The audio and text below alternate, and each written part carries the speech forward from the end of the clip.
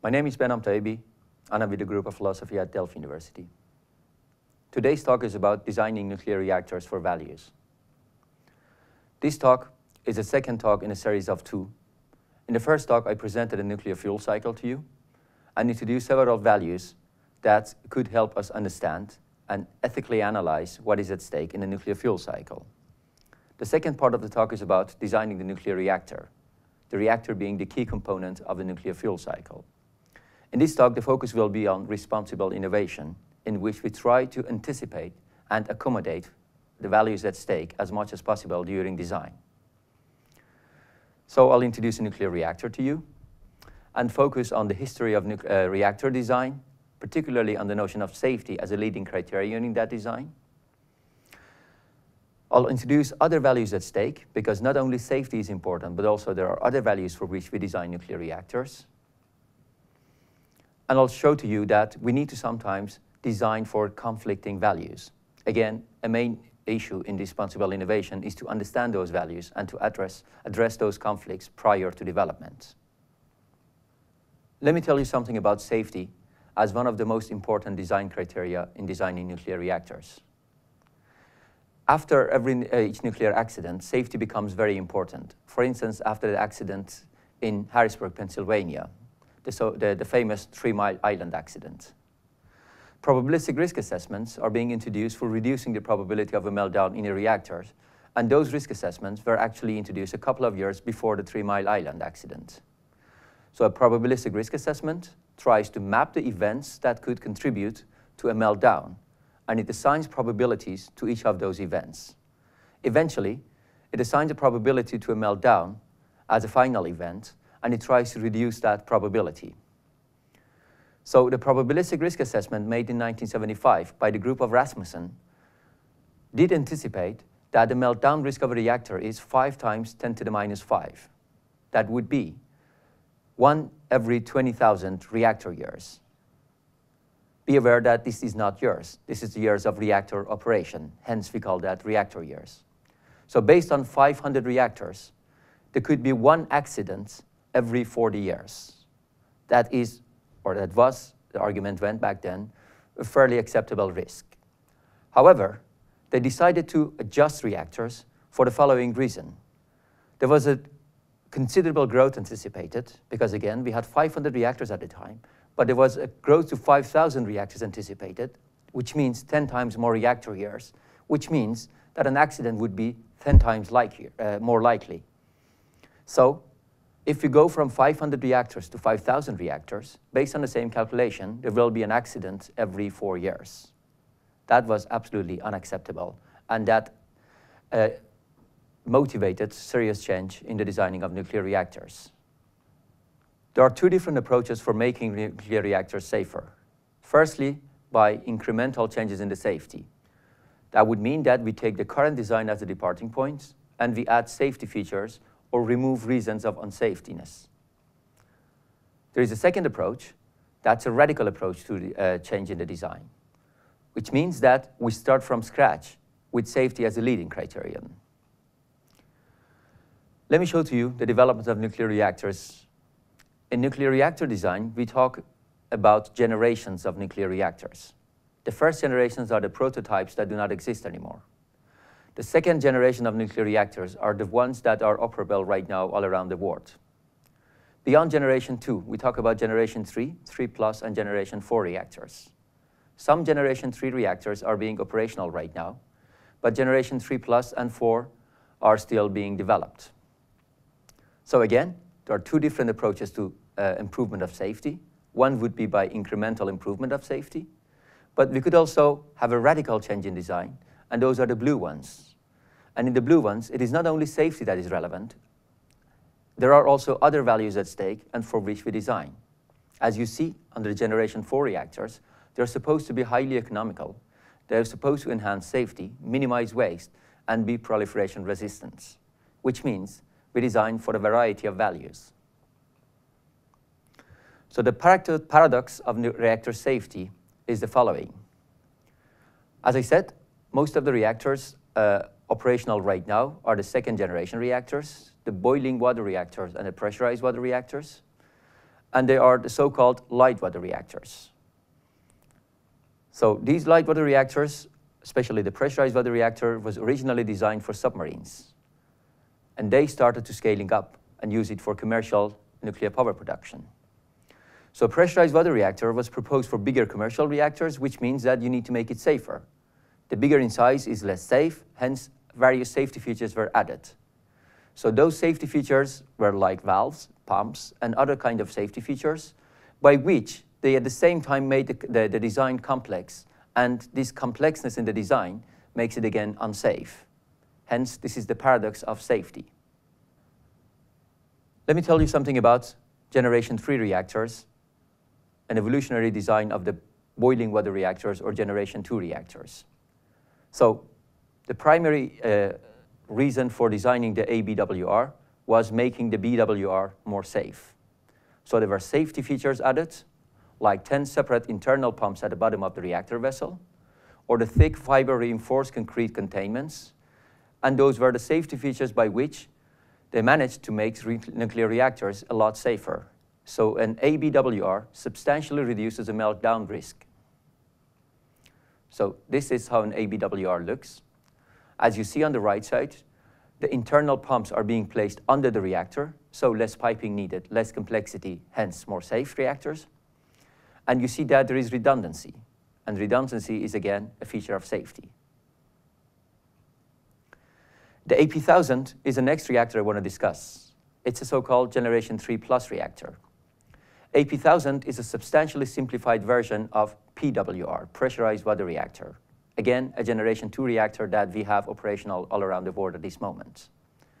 So AP1000 substantially reduces the complexity of the reactor design. It has less valves, less pumps, less piping, and less cables, all of which would reduce the possibility of meltdown substantially. Another important feature in the AP1000 reactor is the introduction of the passive safe systems. So a passive core cooling system with 3 sources of water is being needed, and cooling is here based on gravity and natural circulation. Let me show you the ladder. So there are water basins located at a higher altitude than the reactor core. So in case of an accident, even without the pumps and without electricity, water could actually flow through the reactor and cool it down. Hence, we call it a passively safe reactor, meaning that there is no human intervention needed. The next reactor I introduced to you is the Generation 3 Plus pebble bed reactor.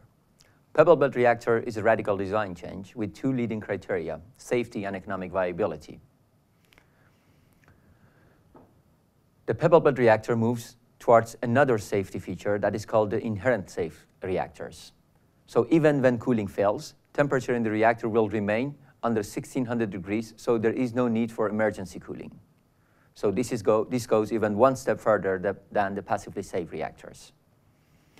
This is the vessel of a pebble bed reactor, so there will be natural cooling during the production. And in case of an accident, the natural cooling will also reduce the temperature inside the reactor vessel. But there is an interesting trade-off here between safety and economic, because also during normal operation, we'll be losing some heat. But the choice is made here for safety in order to avoid an accident if the reactor keeps heating up.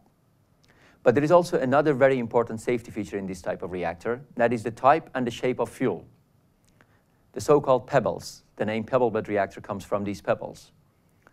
So these pebbles could never melt because these are ceramics that do not melt at the reactor temperature. Even if the cooling falls down, the pebbles will never melt. It is physically impossible. However, they could damage because the silicium carbide coating could damage at higher temperatures above 1200 degrees.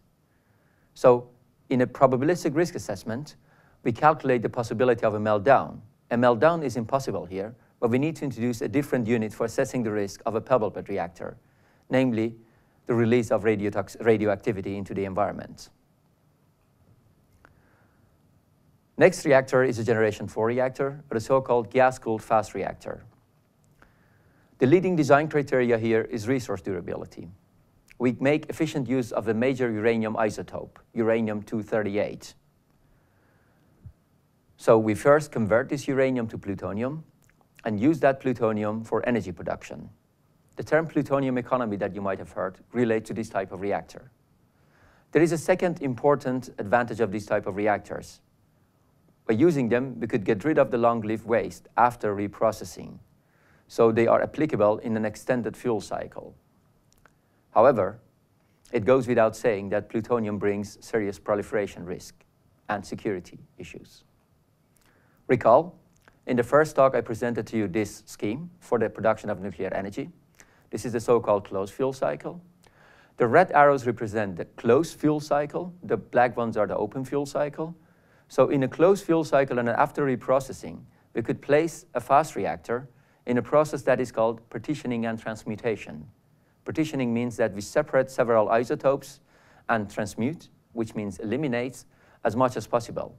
For that elimination process, we need fast reactors. So this is how such an extended closed fuel cycle would look with multiple recycling in the process and in the cycle. The last reactor I'm going to introduce to you today is a Generation 4 reactor, the molten salt reactor. This is a very revolutionary design change. The molten salt reactor has as a primary design criterion resource durability. It was first proposed as an aircraft propeller in the United States. An important feature of the molten salt reactor is that it could use thorium. As a matter of fact, it is one of the few reactors that could use thorium as a fuel. Thorium is the more abundant resource that could be used instead of uranium. Another important feature is that the fuel circulates and serves both as a coolant and as fuel. That adds an important safety feature, namely, in case of an accident, the fuel can be drained and dumped in tanks. Indeed, there are various R&D investments needed before this reactor could be operational. This is how a molten salt reactor looks. As you see, there are two different circulations, the primary and the secondary. In the primary circulation, the fuel that is also being used as a coolant will go around in the reactor and will be refreshed during operation. The secondary cycle and the secondary circulation will be for heat exchange. So what is the important safety feature of this reactor? That's the plug that you see in the color blue and the dump tanks. When the temperature will be above a certain degree, and when we cannot control the temperature increasing, the plug will be melted and the fuel will be dumped in those blue dump tanks. This is the safety feature of a molten salt reactor. I've introduced to you these three reactors today. As you see, each of those reactors, the pebble bed reactor, the gas-cooled fast reactor, and the molten salt reactor, will help us realize certain values, and they will compromise other values. So the comparison you see here is an internal comparison. To give you as an example, the pebble bed reactor will be the safest reactor because there is no meltdown, physically impossible. And the molten salt reactor will be, from the point of resource durability, the best reactor because it helps us use thorium. Thorium is much more abundant than uranium in the nature. So when designing nuclear reactors, we are actually designing for a variety of those values. Let me summarize today's talk. I argued that before opting for a specific type of future nuclear power, we need to first assess each fuel cycle and understand the accompanying reactor. Each of these reactors could help us realize certain values, but each reactor could also compromise other values. For instance, the safest nuclear reactor is not necessarily the most sustainable one in terms of resource durability. So these trade-offs need to be known and addressed if the innovation of nuclear reactor is to be done in a responsible fashion. Thank you for your attention.